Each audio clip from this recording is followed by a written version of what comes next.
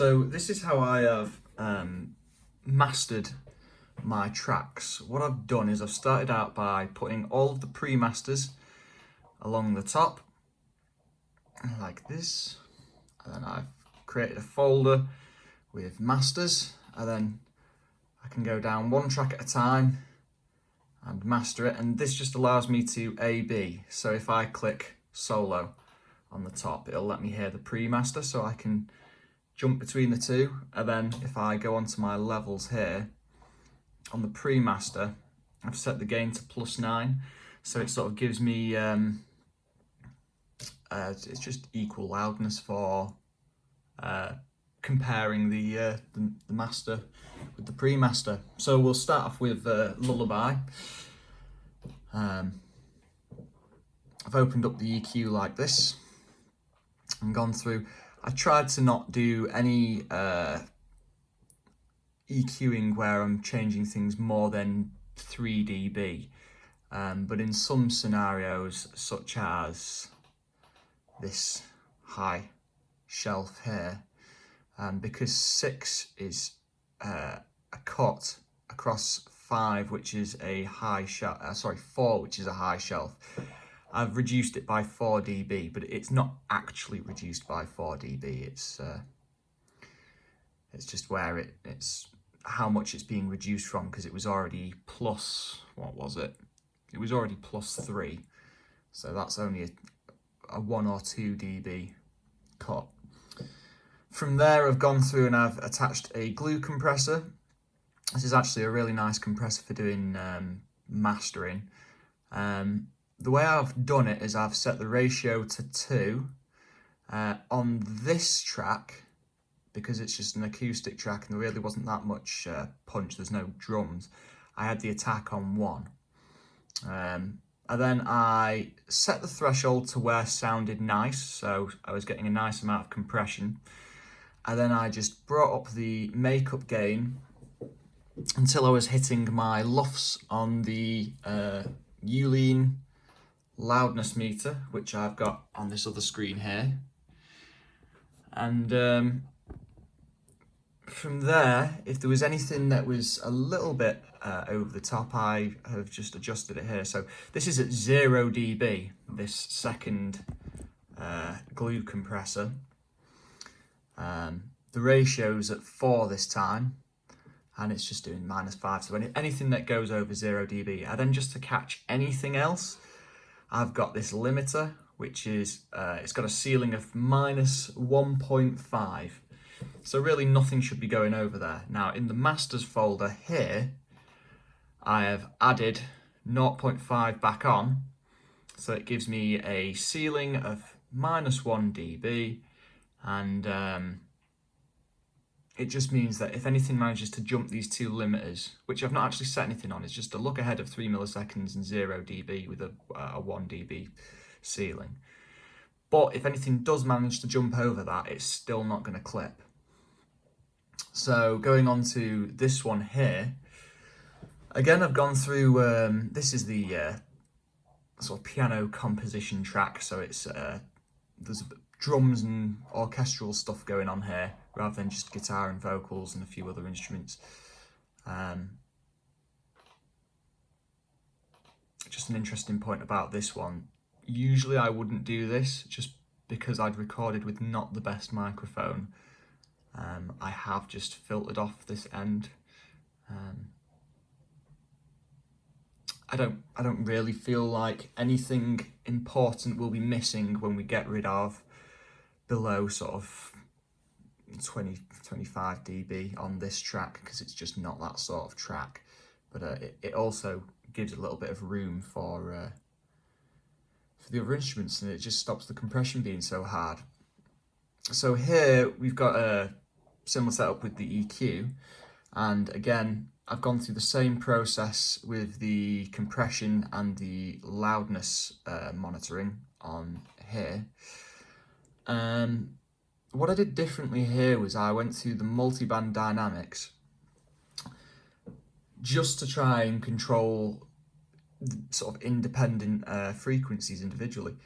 What has happened though is with an A/B comparison, I found it was just less is more.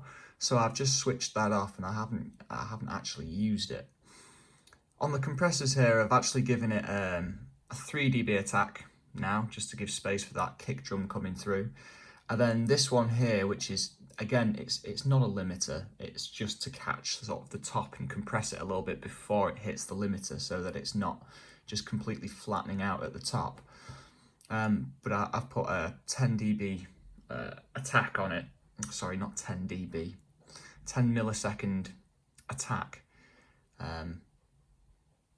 Just because it sounded nicer and it gave me a little bit more punch, which sounded good. Here we've got Isabel's track, which is, again, guitar and vocals, but this one's got a lot more going on. I've added this saturator. Now, the way this one works is you select the frequency and the drive. If I've raised the level by 12 dB on the drive here, I've reduced it by 12 dB on the output here, so it stays the same. So I'm I can switch it on and off in here, an exact comparison of with and without. So I've got on 200 Hertz just because that area sounded a little bit bland.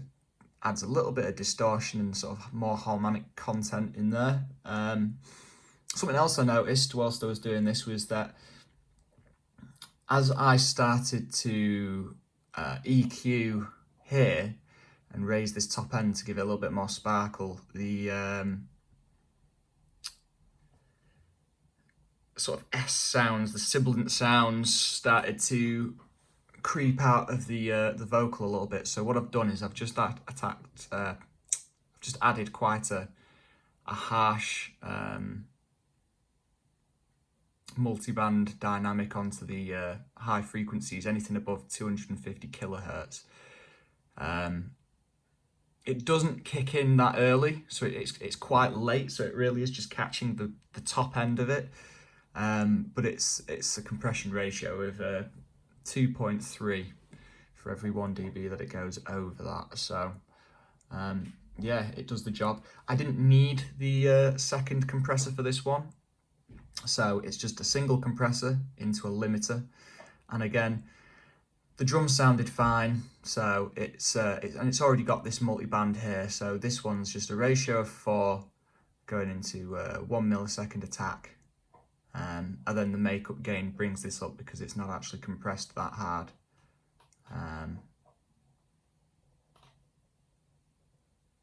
This one was slightly more difficult to mix. I think anything where it's got quite long drawn out bass, subs and stuff is harder to mix. So I've just got this high shelf here, and then I've boosted, so they've got a little bit of room for the kick. I noticed that the hi-hats were panned a little bit harsh, and I didn't want to change the panning, I just wanted to reduce it a little bit. So all I've done is I've added this second EQ, and this is a stereo EQ, and all this does, well, it's mid-side, so all this does is it brings down the level of that frequency on the sides, so it sounds a little bit more central. Again, multi-band dynamics. I've just gone through one frequency at a time and made sure everything's, this is all downward compression here. You can do upward compression, which I'll show you in a minute because I have used that in another place. But yeah, mostly just downward compression. 2 glue compressors again. This one I've given loads of room for the kick, so it's a ratio of 2 and it's got a 10 millisecond attack. And then on the second one we've got a ratio of 4 and a 3 millisecond attack. So really, if anything's getting through it, it will just hit the limiter, which is also, everything is at minus 1.5 at this stage here. And that doesn't mean that the Luft reading on here will be wrong, because this is a guide. And then if I go on to my masters here, I have another one here, which obviously opens up on the other screen and shows me what I'm actually reading. This track it's kind of annoying that it's the track that I've made the quickest, yet it's been the simplest. The mix just sounds great. It really didn't need much. I've added a little bit for the kick and sorry, I think this one's the kick and this one's just to bring out a little bit of the twang out of the bass. Again, I got a saturator. This one's down at 60 Hertz, so that is pretty much where this is. Just again, a little bit more harmonic content. 2 phases of compression. Again, this wasn't really compressed that hard, but I've left it loads of room to get through.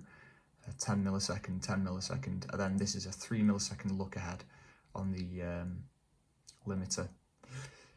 And finally, Memories, which is the drum and bass track, and that I had to take it back and mix it again twice. It was really, really hard to control. So I found when I listened to it on headphones, there was like big holes in the frequency spectrum. So I added a bit more bass and I recompressed the sort of bass growl sounds so that the instead of being downward compression and it squashing, I did upward compression. And I lifted it so that the mids, highs and lows could not really drop too much beyond a certain point. So it was quite a high threshold, but a really, really sort of harsh compression when it goes below that. That's basically it. That's how it's all been mastered. Let's have another quick look at the master boss here, because this explains the final bit. That's got the extra 5 dB and then a 1 dB ceiling, and then this is just so I can check the mono mix.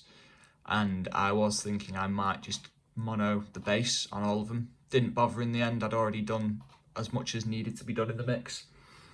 So yeah, that's it. I won't bother showing you the tracks because you're going to hear them very soon anyway. And you know, it'd be a 22-minute long video if I just sat here and showed you the tracks. So yeah, I've tried to EQ them all so that they sound in keeping with not just the genre that they're in, which is all different for all of the tracks, but I've tried to keep it so that they can be listened to as sort of a collection. So that's where I've veered away from maybe my reference tracks a little bit, just to try and keep them so that they're nice to listen to together. Anyway, that's that.